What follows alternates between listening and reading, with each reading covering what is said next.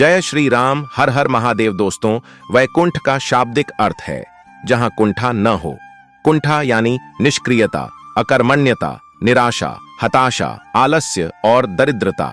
इसका मतलब यह हुआ कि वैकुंठ धाम ऐसा स्थान है जहां कर्महीनता नहीं है, निष्क्रियता नहीं है।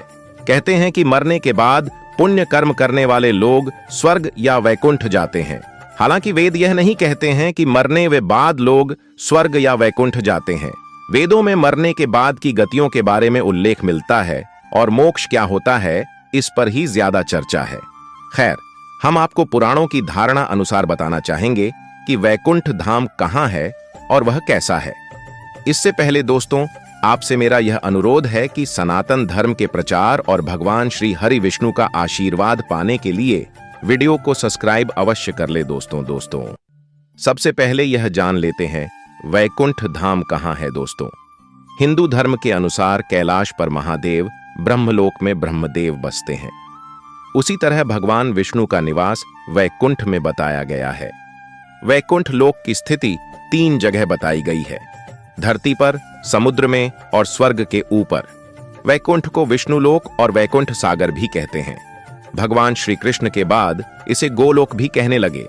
चूंकि श्री कृष्ण और विष्णु एक ही हैं, इसीलिए श्री कृष्ण के निवास स्थान को भी वैकुंठ कहा जाता है। दोस्तों, बद्रीनाथ के अलावा द्वारिका और जगन्नाथपुरी को भी वैकुंठ धाम कहा जाता है। कहते हैं कि सतयुग में बद्रीनाथ धाम की स्थापना नारायण ने की थी। त्रेता युग में रामेश्वरम की स्थापना स्वयं भगवान श्री राम ने की थी। द्वापर युग में द्वारिका धाम की स्थापना योगेश्वर श्री कृष्ण ने की और कल युग में जगन्नाथ धाम को ही वैकुंठ कहा जाता है। पुराणों में धरती के वैकुंठ के नाम से अंकित जगन्नाथपुरी का मंदिर समस्त दुनिया में प्रसिद्ध है। ब्रह्म और स्कंद पुराण के अनुसार पुरी में भगवान विष्णु ने पुरुषोत्तम नीलमाधव के रूप में अवतार लिया था। दूसरा वैकुंठ धाम। दोस्तों, दूसरे वैकुंठ की स्थिति धरती के बाहर बताई गई है। इसे ब्रह्मांड से बाहर और तीनों लोकों से ऊपर बताया गया है। यह धाम दिखाई देने वाली प्रकृति से 3 गुना बड़ा है। इसकी देखरेख के लिए भगवान के 96 करोड़ पार्षद तैनात हैं। हमारी प्रकृति से मुक्त होने वाली हर जीवात्मा इसी परम धाम में शंख, चक्र, गदा और पद्म के साथ प्रविष्ट होती है। वहां से वह जीवात्मा फिर कभी भी वापस नहीं होती। यहां श्री विष्णु अपनी 4 पटरानियों श्रीदेवी, भूदेवी, नीला और महालक्ष्मी के साथ निवास करते हैं। दोस्तों, इसी वैकुंठ के बारे में कहा जाता है कि मरने के बाद विष्णु भक्त पुण्यात्मा यहां पहुंच जाती है। पुराणों के अनुसार इस वैकुंठ की स्थिति हमारे ब्रह्मांड के परे है। जीवात्मा जब उस वैकुंठ की यात्रा करती है तो उसको विदा देने के लिए मार्ग में समय के देवता, प्रहर के देवता, दिवस के देवता, रात्रि के देवता, दिन के देवता, ग्रहों के देवता, नक्षत्रों के देवता, माह के देवता, मौसम के देवता, पक्ष के देवता, उत्तरायण के देवता, दक्षिणायन के देवता, सभी तलों, अतल, सुतर, पाताल आदि के देवता, सभी 33 कोटि के देवता पहले उसे पुण्य किसी योनि में धकेलने का प्रयास करते हैं या वैकुंठ जाने देने से रोकते हैं। लेकिन जो जीवात्मा प्रभु श्री विष्णु की शरणागति होता है, उसको ये सभी एक पाद विभूति के अंतिम सीमा तक जाते हैं और त्रिपाद विभूति के बाहर प्रवाहित होने वाली विरजा नदी के तट पर छोड़ देते हैं। इसी एक पाद विभूति में हमारा संपूर्ण ब्रह्मांड और सारे लोक अवस्थित हैं। इस एक पाद विभूति की सीमा के बाद शुरू होता है वैकुंठ धाम। पौराणिक मान्यता है कि इसी वैकुंठ धाम और एक पाद विभूति के मध्य विरजा नामक एक नदी बहती है। इस नदी से ही त्रिपाद विभूति शुरू होती है, जो वैकुंठ लोक है। मुक्त होने वाली जीवात्मा को जब सभी देवता विरजा नदी तक छोड़कर जाते हैं, तब वह जीवात्मा नदी में डुबकी लगाकर उस पार चली जाती है। उस पार से पार्षदगण उसको सीधे श्री हरि विष्णु के पास ले जाते हैं। वहां वह उनके दर्शन करके परम आनंद को प्राप्त करता है।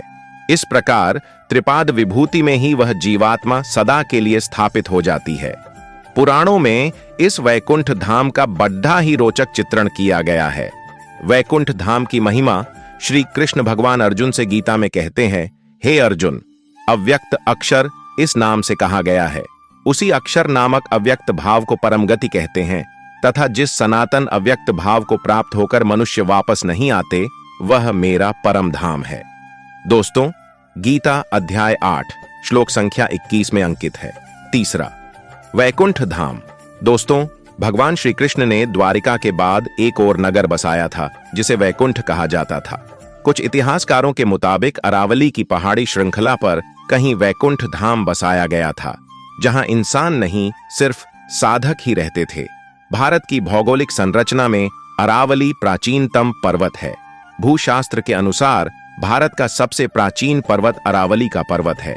माना जाता है कि यहीं पर श्री कृष्ण ने वैकुंठ नगरी बसाई थी। राजस्थान में यह पहाड़ नए ऋत्य दिशा से चलता हुआ ईशान दिशा में करीब दिल्ली तक पहुंचा है। अरावली या अरवली उत्तर भारतीय पर्वतमाला है। राजस्थान राज्य के पूर्वोत्तर क्षेत्र से गुजरती 560 किलोमीटर लंबी इस पर्वतमाला की कुछ चट्टानी पहाड़ियां दिल्ली के दक्षिण हिस्से तक चली गई हैं।